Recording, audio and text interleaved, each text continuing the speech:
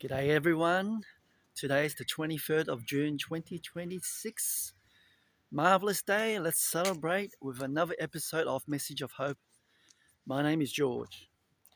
Last night I walked over to my neighbours with a takeaway container that contains sweet and sour chicken, plus 3 large fresh lemons, organic ones. I didn't plan it as a ministry moment, of course. It's just I had extra food and figured they could eat it. They never rejected in the past. They're a group of international students from Brazil, obviously living in a foreign country, far away from their family, and they're trying to build something in a place that doesn't yet feel like is theirs. When I walked over there, they were already sitting at the front door, the two of them just having a bit of a chat and a banter. Why not? They saw me coming and their faces lit up. How nice. And that was it. Nothing complicated. No red carpet rolled out for me. Not that I expected. Who am I to them, right? It's just me turning up with a container in 3 lemons. So I gave it one thought. Because against what I've been reading this week, that small moment felt less like a neighborhood habit, and more like an answer to a question nobody had asked about it loudly. You see, Australia is in the middle of a loneliness epidemic.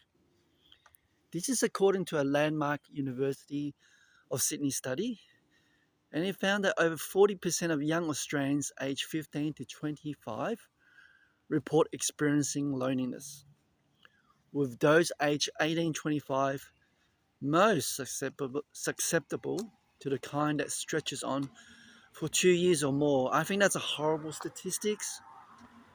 That's not a fringe number. That's saying that's nearly every young person you know. That's a lot of people, right?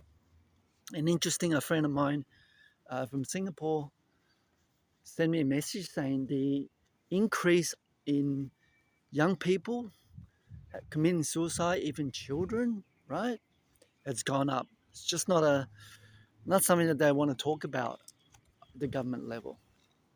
Incredible. Okay. Now, before you assume this is purely a young person's problem, you may or may not know I work in an aged care facility, and I see it there too, the loneliness. Last night, a resident with dementia wandered through the centre without shoes on. She's a sweet, really nice, sweet lady, yeah? Other carers gently guided her back. The dementia creates a particular kind of isolation, you see, not just from the people around her, you can imagine it would, but from herself. She couldn't care for herself. I can see that. That's why she's in there. Some of the other residents find it difficult to be around, and the carers do their best, but there are limits to what presence can reach when the person has drifted somewhere you can't follow. I also volunteer with a food charity. So remember, to me, it's my attitude of stewardship, not just in the money, but also in my time. Okay. Now, there's a man who comes regularly on his mobility scooter to collect what we prepared. I've never once heard him complain, of course. He has a smile and say thank you. He just looks grateful and quietly, genuinely grateful. And every time I see his face, I think, this is what it looks like when someone have stopped expecting much. Because there's no bitterness that's drawn on his face. It's just kind of a steady, weathered thankfulness that something showed up. Perhaps loneliness doesn't care how old you are. It doesn't even care how you arrived at it. It is patient and is extraordinarily good at waiting, creeping in. Now, is COVID responsible for it? Social media, maybe? Australia's ban on social media for kids, with the UK apparently considering the same. Is that going to take an effect? Maybe, partly. I don't have a strong view on that policy. What I do suspect is that the responsibility doesn't sit with any single platform or government decision, right? It sits with all of us, parents, young adults, neighbours, the church. whoever is standing closest to someone on the outside. Now, if this is connecting with you, I'm going to encourage you to subscribe to my channel because you're going to get notified with great videos I've been doing for the past 250 plus episodes. I don't want you to miss it. Give it a thumbs like and share the video. Okay, here's what I do know. The Bible named this problem 3,000 years ago, more even. You'll find it in Psalm 60, chapter 68, verse 5 and 6. The primary context here is God's power, right?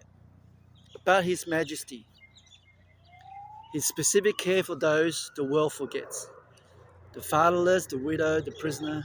But listen to what verse 6 says. Oh, not my words. Police helicopter. Oh boy. And this is what the Bible says. Yeah, it is police helicopter. Father of the fatherless and protector of widows is God in His holy habitation. God settles the solitary in a home. He leads out the prisoners to prosperity, but the rebellious dwell in a dry land. Do you want to be in a dry land, guys? Perfect. God settles the loneliness in a home. Not in a program or on a waiting list, but in a home. In something warm and chosen and specific too. And that's the promise. But here's the question worth pausing on. How does God typically settle the loneliness? How does it actually happen? My guess is through people. His people. And other people that hasn't come to the kingdom yet. Because God is sovereign. He does it through neighbours, through whoever is standing closest and decides on an ordinary night to walk over with something from their fridge. Now, I hit the ejection already, perhaps, because I've said it myself. Oh, I'm just tired, George. I work full time. I come home after shift from work, and I've got the dog I've been looking after for more than a year. He's just left a mess on the floor. I clean it up before I've eaten it. I've got my own life, my own routine, my own people. I'm busy. Honestly, that exhaustion is real. So I'm not denying it. Some people are doing it really hard. Not necessarily people who are running low on funds, but life can be hard. Exhaustion is real. It's not just an excuse, it's the actual weight of a full life, right? The aged care shift that finishes and doesn't quite leave you when you walk out of the door. I just repeated the dog, the grocery, yeah, the thing you still need to do before bed. I know you're carrying something like that too. I'm not alone. But the Brazilian students at my front door last night, their front door, sorry, cost me nothing except what was already in my fridge anyway. Hey, the dementia resident who needed someone to notice, she had no shoes. Yeah, Kara noticed it, so did I. 30 seconds of attention, that's all it required. The gentleman on the mobility scooter, well, he just needed someone to show up and hand him something without making him feel small. None of that is a program. It's just showing up at the moment in front of you. And I can honestly say that in my adult life, I've rarely felt lonely. Okay? And I mean that without sounding smug. I lived in Singapore alone. It's a city of 5 million strangers, really, right? I tell you though, I was bored sometimes, yes, but never felt abandoned. Not once. That's honest. Because what I hold to has always been holding me first. And that is God settles the solitary in a home. I have tested that in my own life and found it to be true. Which is why I take it personally when I see the man on the scooter or the woman without the shoes or the 3 Brazilian students sitting at the front door in a country that isn't theirs yet. Because the way that promises get kept is us. Friends, the loneliness epidemic in this country is not going to be solved by a government policy or screen time limit. That's not always going to be fully effective. It might be nudged, but the epidemic ends the same way it always has. Starts with one person, one door, one ordinary act at a time. So here's your challenge for this week. Perhaps there's one person in your orbit around you who might be lonely. Could be your neighbor, workmate, a relative, a student, someone whose situation feels temporary even to them. Consider do one thing, yeah? You don't need a plan. You probably already have something in your fridge. Go knock on the door. God settles the solitary in a home. Well, that's my message of hope for today. Thanks for listening. I've enjoyed today's message. I hope it has helped you too. Don't forget to subscribe, like, and share the video. Take care. I'll see you on the next one. Bye-bye.